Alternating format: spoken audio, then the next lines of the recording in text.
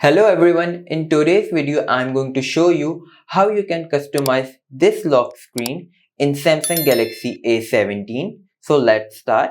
First you need to unlock your mobile, then hold the screen and you will see this option, wallpaper and style. Tap on it and from here you will see the preview of lock screen and home screen. Tap on lock screen and from here you can customize it.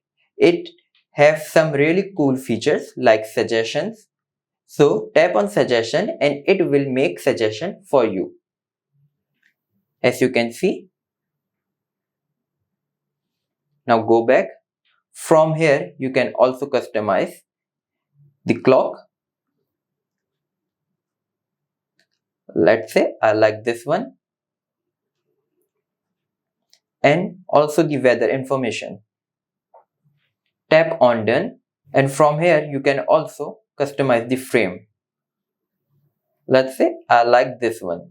So tap on done and that's how you can customize it. So let's check. Now as you can see, I have customized my lock screen.